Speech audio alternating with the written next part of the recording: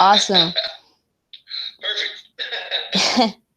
Yo, how's it going, everyone? Welcome to the dwivScience podcast. I've been on the go lately, but we're here with Stardom Space. He has a really cool, awesome interview show also that you guys really need to check out. And yeah, how's it going, Stardom Space? I'm doing good. How are you doing, buddy? Good. I have Anakin right here. I have the $8 microphone I got from eBay.com. Nice. I have my questions here for you. Awesome. So, what made you start your awesome interview show? Okay. So I have a really cool friend of mine named Bill Hargerator, and he started I Love Mars, and then he brought me on to that platform. And he was doing interviews, and I was really kind of scared to do them. It's funny because I've been a DJ for almost 20 years now, and but I was still kind of nervous of doing that because I didn't know, I'm just this goofball. I love science, but I don't know if I can really, if I can talk to these people. Yeah. And so eventually, I started reaching out to some people. And the very first video interview I got was Paul Hertz, who I think he might actually still be the NASA director of astrophysics.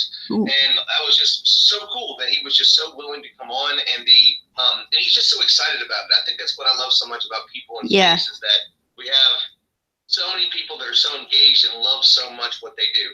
And even though he's been doing this for so long, he was just still so thrilled to talk about James Webb Telescope and Spitzer and everything else. So that was really cool, and that kind of put me on the path to keep doing it. Now it's kind of taken off a little bit. Wow. So you're the co-host of that podcast? No, so I'm the full host of that, although I do another podcast, which is the Mars Society's Red Planet Radio podcast. And Bill and I co-host that. So that was one of those things that I started a little bit with that, but that was more audio stuff. And then I decided to kind of add a little bit extra. So while we were talking about Mars stuff, I would add a couple extra ones at the end, and then I would do an extended video on my YouTube page. And then from there, I just started kind of branching out and grabbing other people here and there. And so now I do a couple of different ones, which is kind of cool. Wow, that's awesome. And how do you find these people? Like, what do you do? Like, I see, like, you're just in these cool offices with these, like, big science people. I'm like, how do you do that?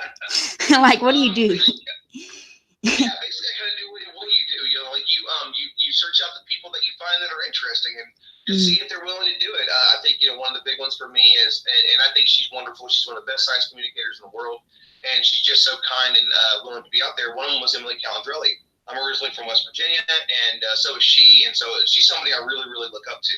And so I reached out to her on her Facebook page, and I'm thinking, there's no way she's going to answer. She did almost immediately. It's like, I'll do an interview with you. She's just, there's so many people. We're all excited to talk about this, very much like you are. We've all got that big smile on our face, and we can't wait to tell everybody about it. Very similar to what Carl Sagan said. Whenever you're in love, you got to tell the world, right? Yeah. So it's really exciting. Most of these people are just, they had a passion like you and I did and just went after it. So they're really inspiring to talk to, for sure. Wow. Who's been the person that you talked to who's had the biggest, like, you could tell they were the most into it than you've ever seen someone into science before? Oh, wow. Let's see. That's a really good question, actually. That's going to be tough because there's so many of them that are, really, really super passionate about this. Because you have somebody, like, say, Alan Stern. He put so much time, and his team put so much time into what we saw with the New Horizons mission. And it just completely changed the way everybody looked at Pluto again. First it was demoted, and then, we got New Horizons, and as it flies by, we see just this massive heart on Pluto, and we found out all these amazing things. Whoa. And I think that you have so many people that are passionate like that, but if I got to go with one that I think is probably the biggest one, it would probably be Neil deGrasse Tyson. He takes that your own personal astrophysicist thing very, very seriously. It's surprising how he's just like you think he would be. Whenever I met him, I'm just, okay, there's no way he's going to be like that. He's just the nicest guy in the world. He was walking around talking to everybody. He was answering everybody's questions. It was just this really amazing experience, and he's been like that every single time that I've met him. So, it's I'm probably going to be a little biased towards that because he's the one. Cosmos was the thing that put me on my path, 5 years ago. So, I think that there's probably a little bit of that there, but just his sincerity and his want to make the world better educated and get excited about how amazing the natural world is, what the cosmos is like. I think that's probably got to be the big one for me. But man, there's a lot of people right up there with him for sure. Yeah, that's also what got me, like, back into science because I kind of went from science when I was around 4. I would just like look at space pictures and books, and then I had my own magic show business when I was like 7. I would do magic shows at parties, and then I stopped that, and then I did soccer, and I wanted to be a professional soccer player. And then at age around 10, I'd say I went back into science because I realized it's all in my face. What I want to do is science because I love science since a very young age. And so I was like, why did I switch from that? And so that's how I do what I do now. And I think Cosmos, too, Neil deGrasse Tyson's Cosmos show also kind of got me into it, too. And I remember last year at my other school, my old school, the teacher put on Cosmos one day. And I was just like, I couldn't help but just blurt out everything in the show. It was funny. I love that. I bet. So, it's funny you mentioned that, if I may, just real quick. There's a new space minor at CU Boulder, which is the school that I want to go to get my degree in astronomy. And in that, one of their classes, I forgot what they actually called it, but the very first thing they do is they watch Cosmos in the class. So you watch it and then kind of point out all the things that you learned from that. I had a tear once I saw that they did that. I was like, oh, I got this. The first week or two is going to be super easy for me. Yeah, that's cool. They do that? Like, what school is that again? Yeah, so that's CU Boulder. So that's University of Colorado in Boulder, which is one of the, huge. David Grinspoon was there. I think Chris McCabe was there. They are one of the big schools that is connected to the ISS. They do a lot of work with the astronauts up there. So the astronauts will come back and talk there. But Alan Stern, I believe, was there for a while. So they pump out. If you look at the top 10 schools for astronomy / astrophysics in the country, they're up there, even with all those Ivy League schools. University of Chicago, University of Texas, Austin. There we go. So they do some really incredible work, and there's just so much space in Colorado where I'm at. Between Colorado Springs, Denver, and Boulder, it's everywhere. NCAR's here, NOAA's here, Denver Museum of Nature and Science. We have the Wings Over the Rockies Space Foundation, which is where I volunteer and do a bunch of stuff at and work with them. It's really cool because Lockheed's here, Ball's here. It's exciting, to have all that within 90 minutes to really be at one of the cores of space development in the world. It's it's pretty amazing place to be. Cool. So they work with astronauts there too. Is that one of the reasons why you're going? Because so I love astronautics. I'm actually in an astronautics program called Project Possum. It's a citizen scientist astronautics program.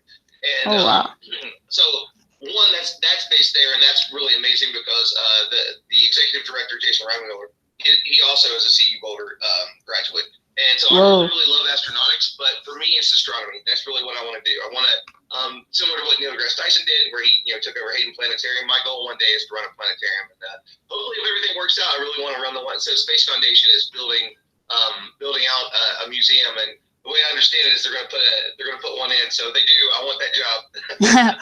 Awesome. I think you can do it. You could definitely have your own planetarium. That would be awesome too.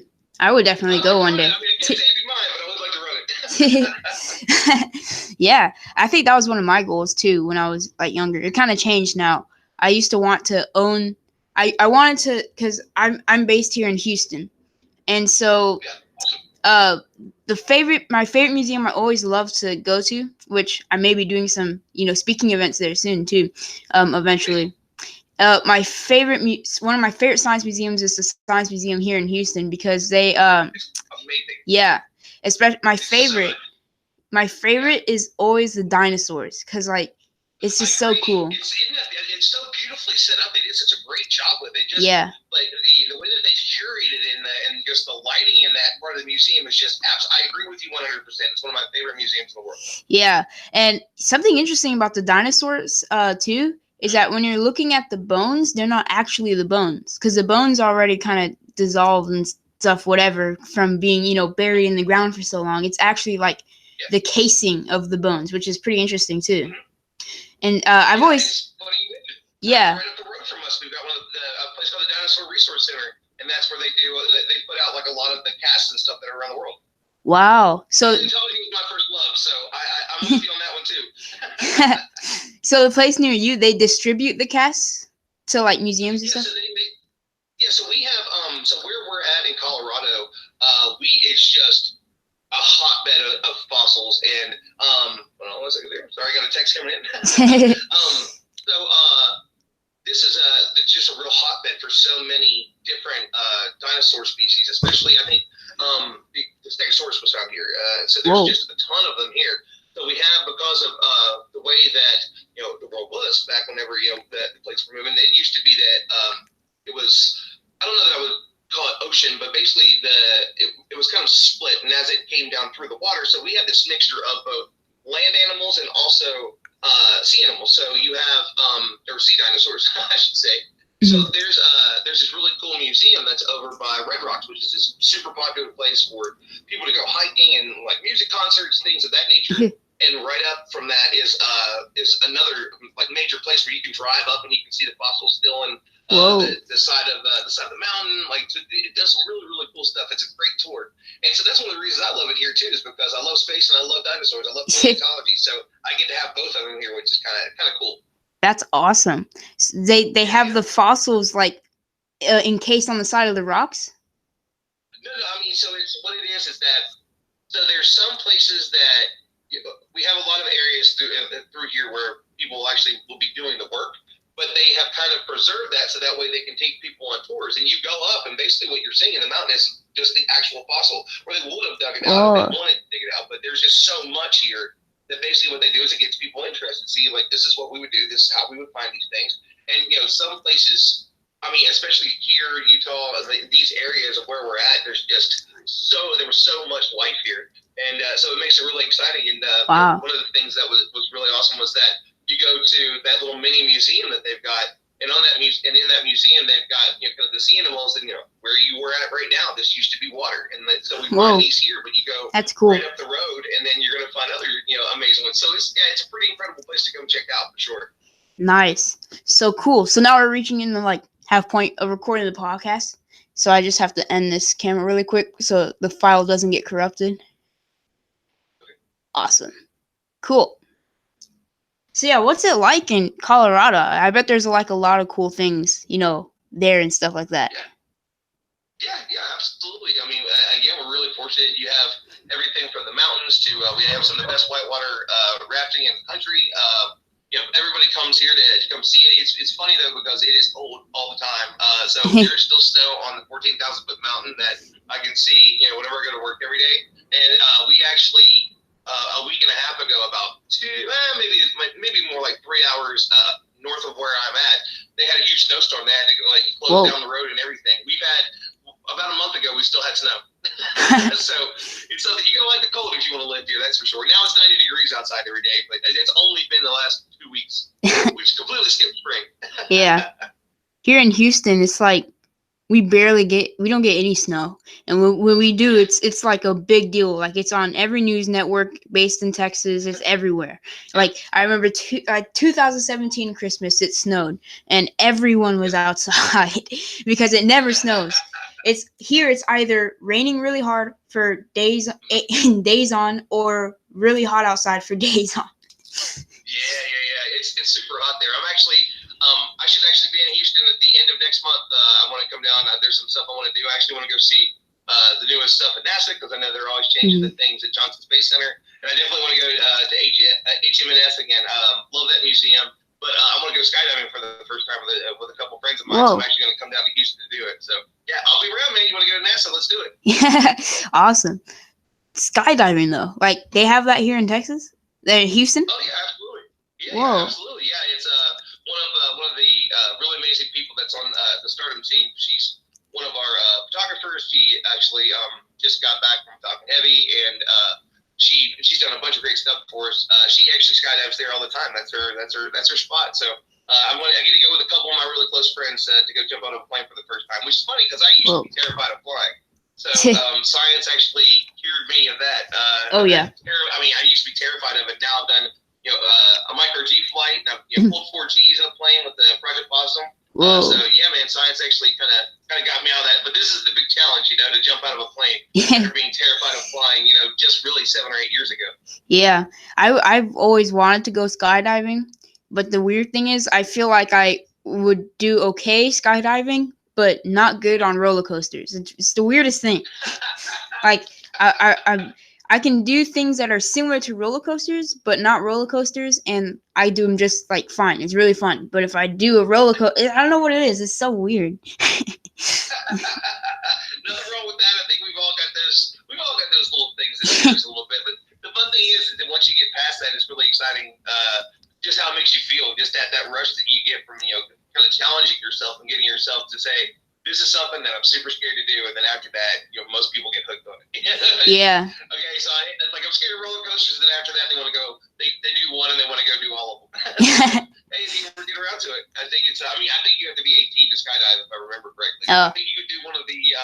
I think you can do the like the sky zones where they simulate skydiving. I think that you can do that at I think you can do that actually pretty young. You might be able to do it already. I think maybe 13, 14 years old, something like that. Just see like a 3-year-old in a simulating skydive. A little irresponsible.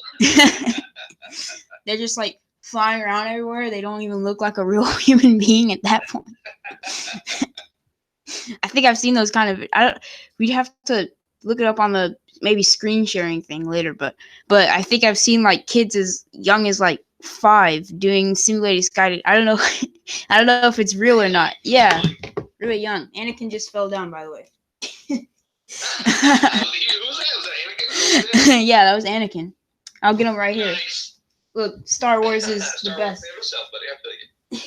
Look at Anakin.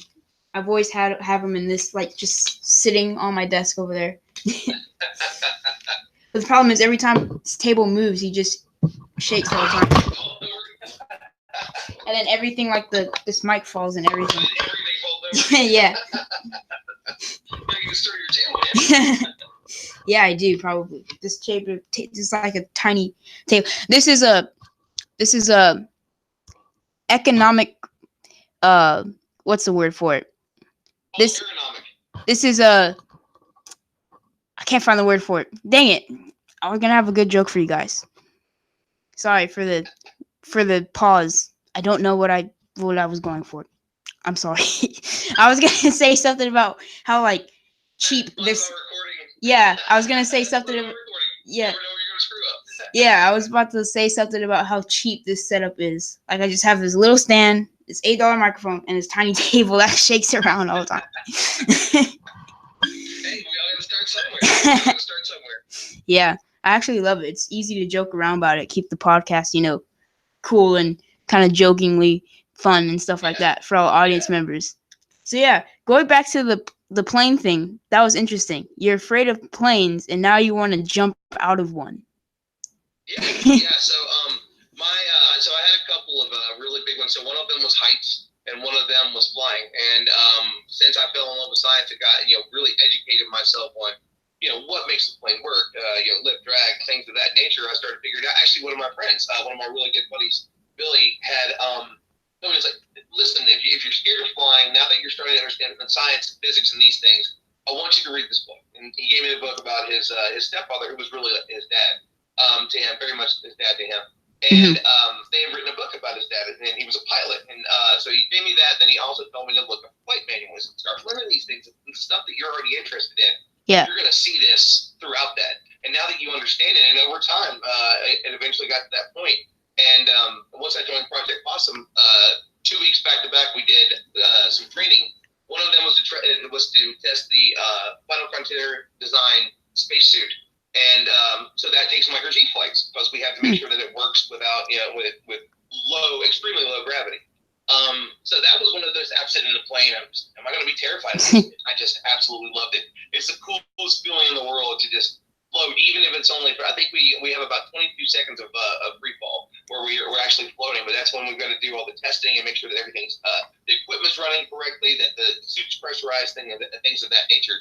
And it's really, really amazing. It's this really small plane. There's only a half dozen of us on it. We're all team members. You're all part of the mission. You all have a job to do. We've got a doctor on the flight. We've got people that are making sure the suit works. Somebody in the suit that's testing to make sure that the suit itself is mobile and that they're able to do the things they need to do. Because the goal is to start doing suborbital flights and understanding not to lose a cloud. So the mesosphere, basically a place that's a little too hard to study from flying below it, and it's a little too hard to study from satellites because they're a little bit too high up. So the suborbital flights that are going on with Virgin Galactic and possibly Worldview and what Bezos is doing, where they're going to have where Blue's going to start taking people up. These kind of opportunities will give us a chance to the citizen scientists to be able to study that part of the atmosphere that we just really don't understand. So basically space clouds, which I think is just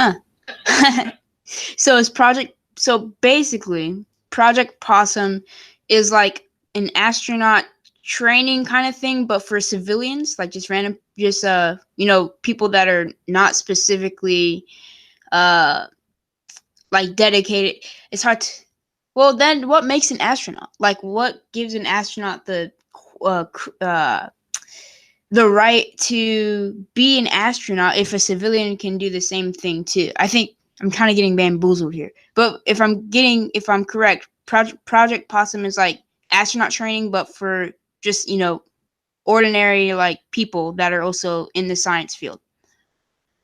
Yeah, so it's really kind of a mixture. So there's a couple of different opportunities class-wise. So what I did was Advanced Academy.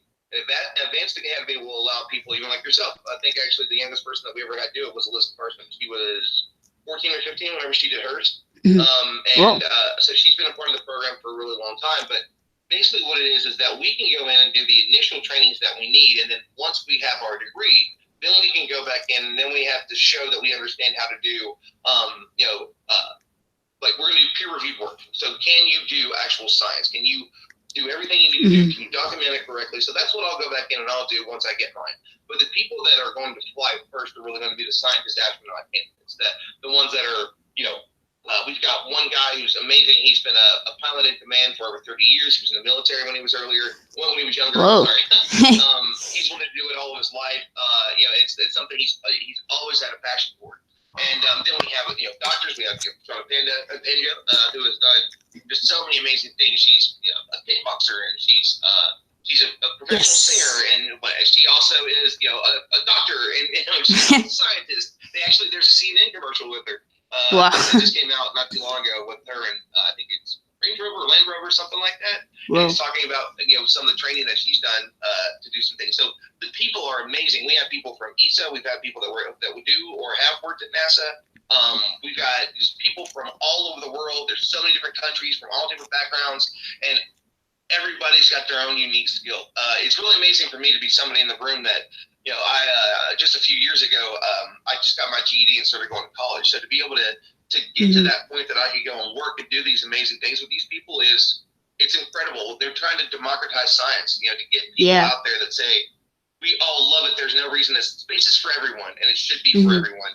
We're not going to say that we're what the astronauts are doing. They're doing amazing things, but we're also not going to the ISS for 6 months. We're talking about suborbital flights, things that are going to be in and out pretty quickly. That kind of then will, but the people that are the scientists, astronauts are going to be the ones that are really going to be flying for now. And then, hopefully once I get my degree in, 5-6 years, then, I can fly. But yeah. So there's even going to be a program for younger people too, called Possum Academy. So I think that's going to be something like 14 and up. Cool. What's it like to be in, flying in those type of G's all the time? It's really weird because I'm a big guy too. So you double triple my weight and I'm gonna feel it. But it was really kind of mind blowing. It was a challenge for me too because one of my other things is that I've got a little bit of claustrophobia, and to be strapped into my parachute and then have all these buckles in the seat on this tiny plane where we're gonna go fly up, and we would flew on the side and we pulled 2, 3, 4 Gs and we did all these things. It was really, really incredible. I was so scared on the ground, but as soon as we got in the air, it just all went away. It was one of the most amazing experiences of my life. It really was. Wow. Does it feel like you're floating or like being pulled by gravity when you're, in those? Have you ever been in a car and somebody takes a turn too fast and you kind of feel yourself kind of being pulled into the car a little bit? Oh, yeah. Just a little too much. So that's kind of like, that's G's that way. So it feels like that pressure on you on your body. Just you're moving a whole lot faster. You're in the air, but you felt a little bit of it before. You felt gravity and gravitational force pulling you before. I'm sure you mentioned doing a roller coaster, even though you may not like them. If you did do one, you felt that at some point of just it trying to pull you to the ground. We've all felt it before. But having it on that level, it's it was like, okay, we're going to do this one, and this is going to, you're going to pull 2 Gs, and then he lets you know, well, my pilot was a man.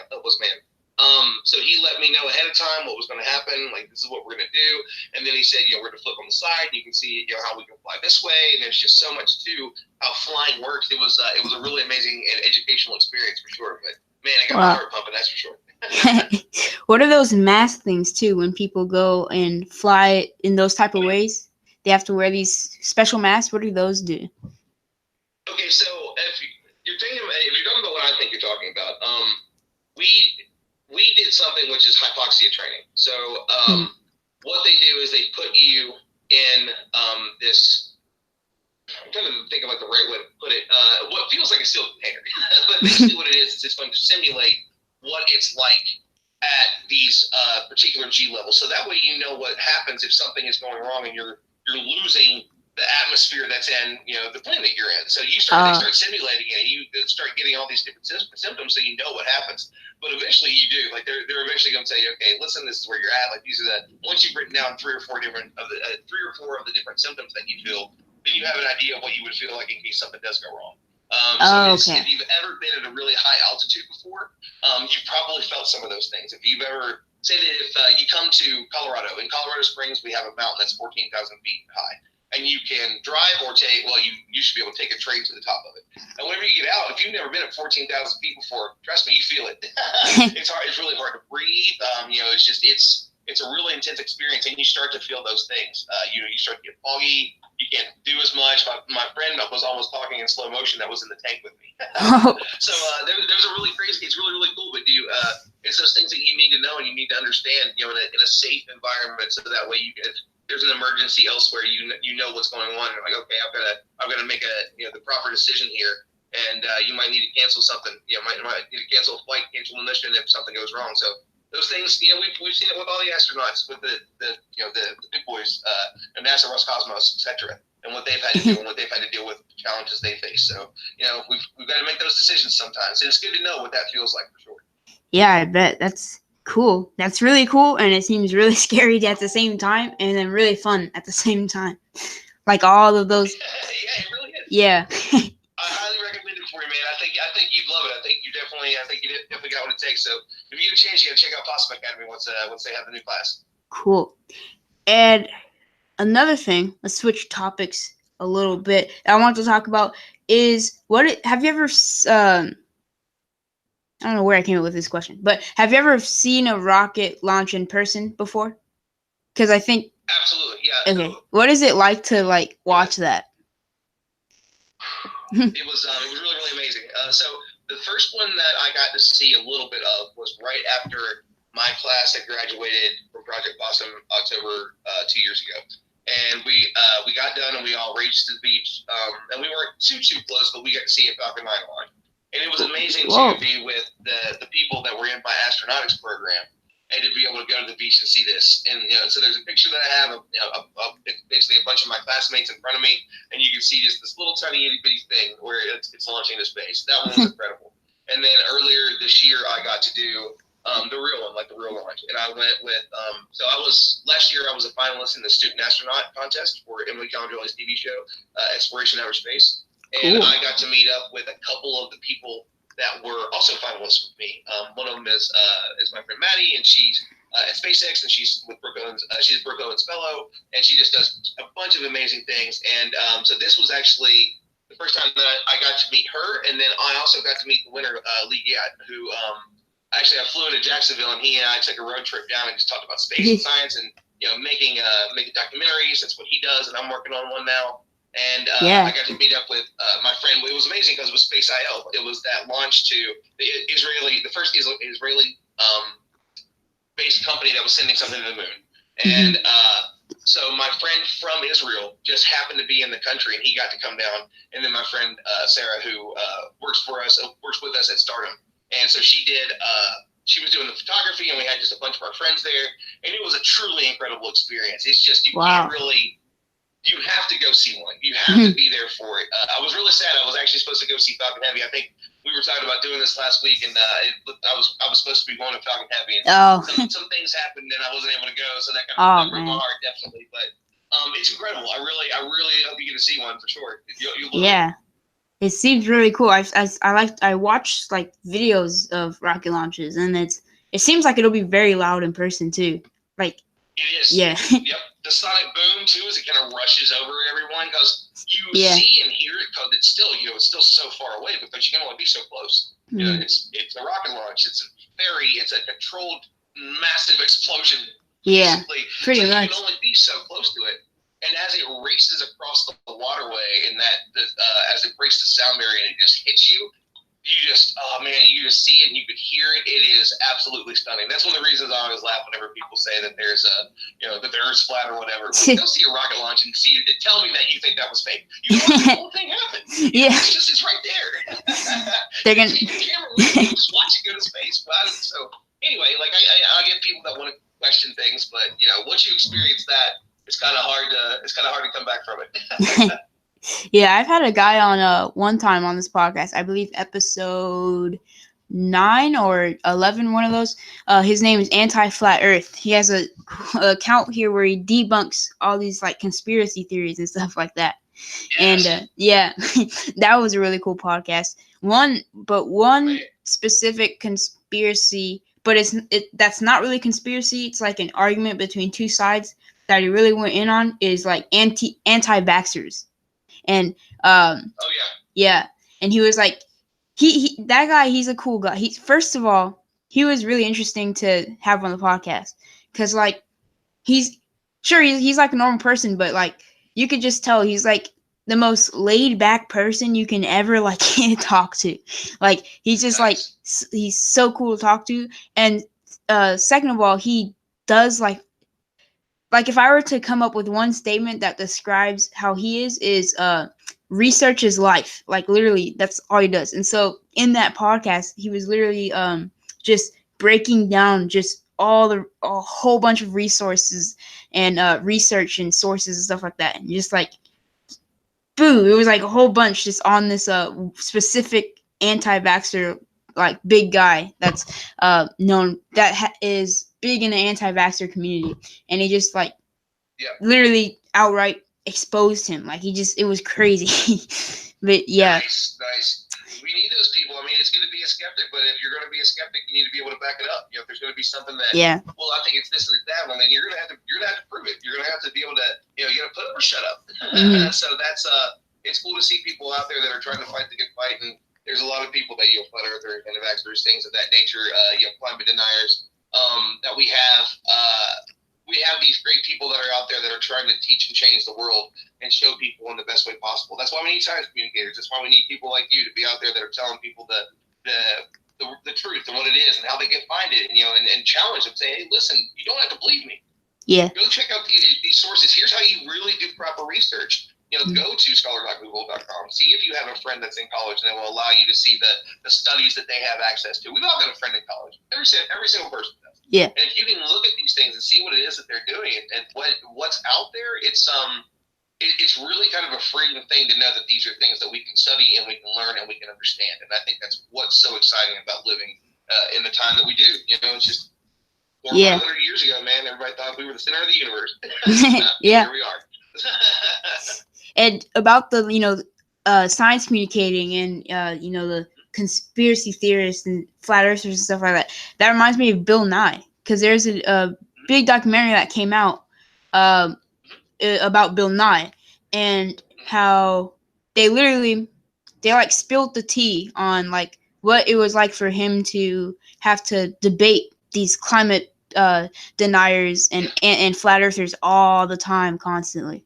And it's for him. I mean, he was so beloved for so long, and he decided to stand up and take the position that he has and say, we've got to move forward on this, people. We've got some things that are challenging us right now that we need to face. We can no longer we can't do what we were doing before. We've got to pay attention to the fact that this is what's happening. The studies say it. Everybody says it. This, evolutionary biology is something that we have massive amounts of evidence for. Same thing with the changing climate, but this is something we can solve. This is something we can do.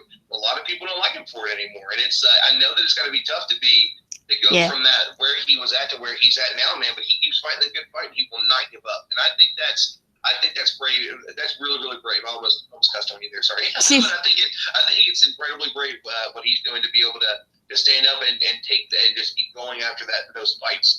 When obviously, it's got it. I can't imagine it hasn't taken a toll on him. And if it isn't, that shows even more the kind of character that he has. So I'm glad that he's out there, man. We need more of them, right? Yeah, the big one especially was Ken Ham. That was a really big one with the arc. I watched that one. The look on his face of that whole thing was just, what is wrong with you? Yeah, yeah. So I gotta, while I don't wish failure on anyone. I am kind of happy that the whole art museum thing is going. Just the idea of showing, because especially whenever he waits, said, okay, I'm going to go to this museum, and they've got raptors. Raptors. Really? A raptor on the arm? They have dinosaurs. There's so much to that. I won't get started. Yeah, I think also the ending question when he did the debate with Ken Ham, the ending question is what summarized it all, and it was the ending question. If you guys don't know, it was the debate between Bill Nye and Ken Ham. Ken Ham, he made this art museum. He's like this big religious guy, and I'm not against religious at all. Against religion at all. I said against religious. I'm not against religion at all. Religiosity. Something like that. Yeah. But the only issue is sometimes when religion gets in the way of, science and actual human progress and stuff like that. Agreed. And in this debate, I think the roadblock that we're seeing right now is people are not believing in, climate, change and stuff like that happening. And we've talked about climate change so much on this podcast, especially Astronomy memes. She really knows about that. But anyway, the ending question, I almost went off topic there. But the ending question that an audience member had for them was, he asked both Bill and both Ken Ham. Mike fell again. Both Bill and both. Yeah, it's trying to run away from me. Both Bill and both Ken Ham, what would change their mind? Bill said if we had any evidence that supports that our, data is not true. And Ken Ham, basically to summarize what he said, is that he won't change his mind. So yes, exactly. So that summarized the whole thing. Like, what seems more what makes more sense there? I personally think Bill's makes more sense. You can't just say that no matter 100%. Yeah, you can't just say no matter what I see, I'm still not going to believe it. And actually that reminds me also of a Flat Earth documentary that came out on Netflix that I watched. That was really awesome. You guys should watch it. Flat Earth documentary. Yeah. Just they sound like an oxymoron from a documentary. But I think it's called Beyond the Curve, and it follows the main guy that started Flat Earth. And the funny thing, why I'm referencing this documentary and why I love it so much, is that they do experiments to try to prove Flat Earth right, and they end up proving themselves wrong in their own experiments. And then what they do after that is they try to say, well, that data is not correct. We're going to find another way to prove it, which is just, you can't do it like that. That's like, yeah. That's not how it works. Like that just shows a fundamental misunderstanding of how science is. That's not, if you put something to the test and it passes and it passes and it passes and it passes, that's science. And then if other people try and sit and disprove that and they can't disprove it, that's science. That's the whole point of how we get here. That's how we make progress. That's how we understand the natural world. And to be able to say, okay, I'm not gonna believe what it is that I see here is just one of the silliest things ever. Yeah. So I get it, and I hope hopefully they have a moment where they get a connection with science and understanding and go from there, man. Yeah. That's literally like saying, I don't want to believe that hearing stuff happens, even though you constantly hear. It's just like you're just denying what's right in front of your face that you're seeing in the data and results and stuff like that. So yeah. Already, buddy. No pun intended. Yeah. So I think we're reaching the end of this podcast, but there's one thing I want to ask you. That's a really big question I want to ask you is, you have a doc coming out soon, right? That you're in the process of making. What are some little hints, if you can give any, about what the documentary will, be about and entail?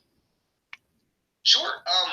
So basically, you know who Anthony Bourdain is, right? Yeah. You ever see any of his stuff? Mm-hmm. Okay. So the general idea, to put it in a sentence, is it's parts unknown meets Star Talk.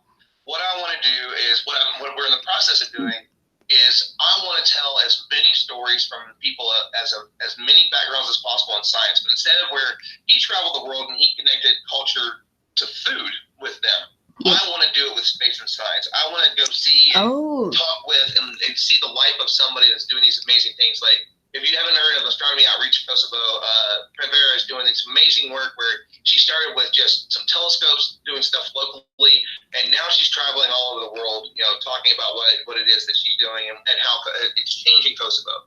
I've got friends, my friend that I mentioned that was at the launch with me, my friend Kavi, he's in Israel, and he's doing amazing work there. He created Fun Fact Science, and he's doing these really cool things with doing science communication in a place where not a lot of people realize. I mean, I know I didn't realize just how much they are involved in space and science. And there's right outside of Jerusalem is an area that's kind of like another Silicon Valley, very similar to what we have in California.